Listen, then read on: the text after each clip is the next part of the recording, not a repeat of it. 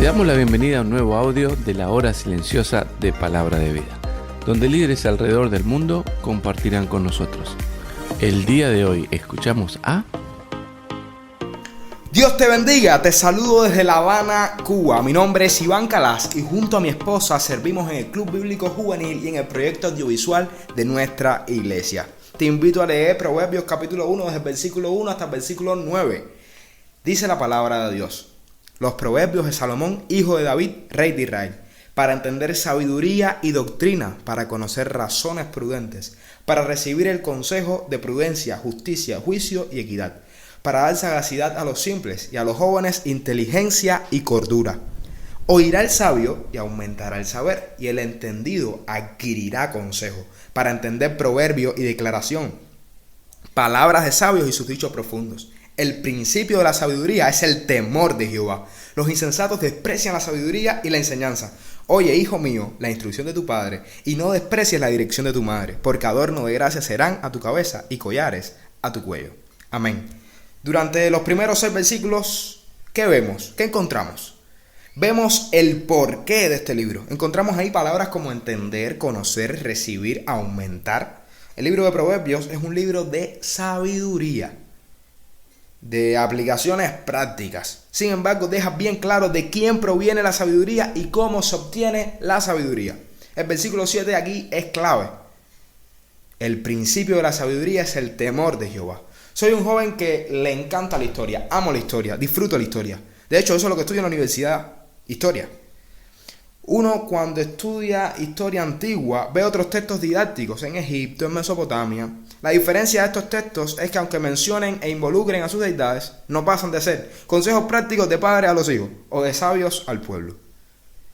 Y usted podría pensar entonces que Proverbios es lo mismo, pero no, Proverbios va más allá. Proverbios es de aplicación práctica, pero te dice de quién es la sabiduría y cómo se obtiene.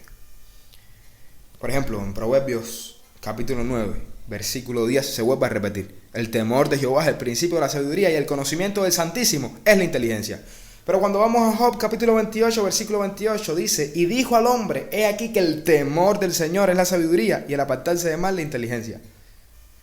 Se repite.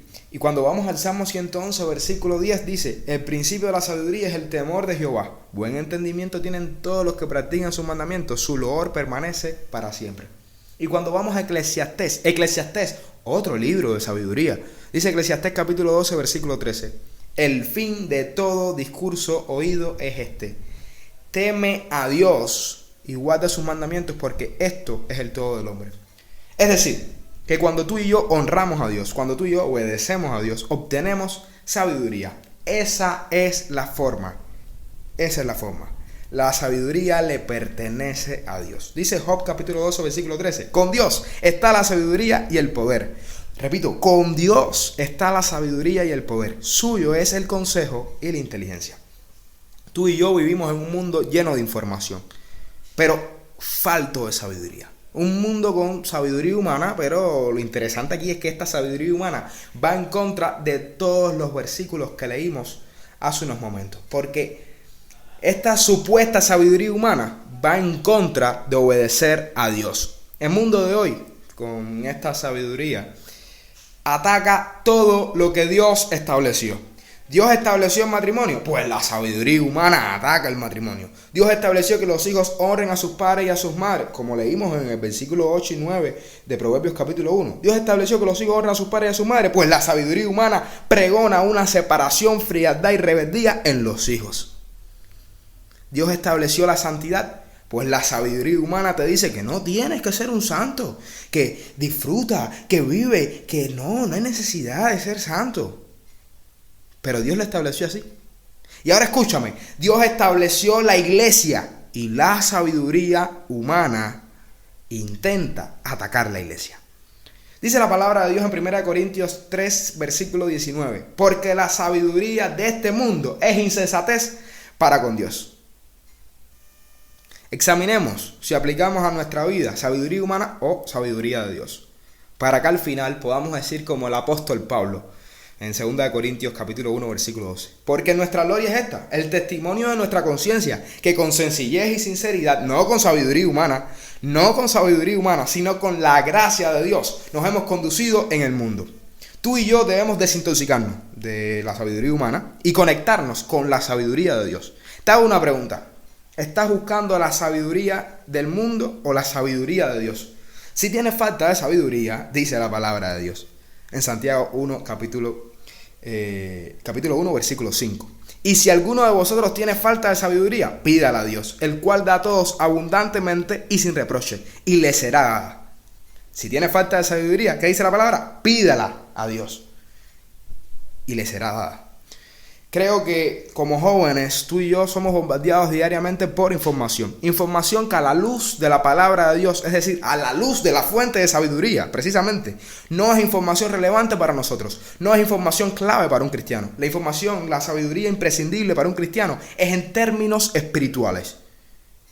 A lo mejor no me expliqué bien. Quiero que por unos segundos cierres tus ojos y te traslades al Imperio Romano del siglo I. El apóstol Pablo le está enviando desde Éfeso, que es una ciudad griega, bajo el dominio romano, una carta a la ciudad de Corinto, que igual fue una ciudad griega bajo el dominio romano. Ambas ciudades eran importantísimas. ¿Qué quiero decir? Que estaban en los lugares donde la sabiduría humana sabía y se estaba desarrollando en niveles grandísimos. Ya se había desarrollado toda la filosofía griega antigua que llega hasta nuestros días y se estaba desarrollando la filosofía romana. Pero Pablo les dice en la carta algo fuertísimo. Escuche bien, 1 Corintios capítulo 2 versículos 6, 7 y 13. Hablamos con sabiduría entre los que han alcanzado madurez, pero no con la sabiduría de este mundo, ni con la de sus gobernantes, los cuales terminarán en nada. Más bien exponemos el misterio de la sabiduría de Dios, una sabiduría que ha estado escondida y que Dios había destinado para nuestra gloria desde la eternidad. Más adelante en el versículo 13 dice, esto es precisamente de lo que hablamos, no con palabras que enseña la sabiduría humana, sino con las que enseña el Espíritu, de modo que expresamos verdades espirituales en términos espirituales. Repito, verdades espirituales en términos espirituales. ¡Wow! Entonces, no es solo que nuestra sabiduría, la celestial, sea diferente, sea otra sabiduría, sea diferente. No. Es superior. Proviene del Creador y por eso es superior. La Biblia es clara con esto. Bien clara es la Biblia. Cuando vamos a Jeremías capítulo 8 versículo 9 dice, los sabios serán avergonzados, serán atrapados y abatidos. Si han rechazado la palabra del Señor, ¿qué sabiduría pueden tener? Te digo, esta misma pregunta nos las podemos hacer en el siglo XXI, ahora mismo con toda la sabiduría humana que pueda haber. Les decimos, si han rechazado la palabra del Señor, ¿qué sabiduría pueden tener? ¿Qué sabiduría pueden tener? Me pregunto y te pregunto, ¿somos como estos sabios? No queremos ser avergonzados, atrapados, abatidos. ¿No quieres errar? ¿No quieres tropezar? Bueno, pues dice la Biblia, Salmo 119, versículo 165.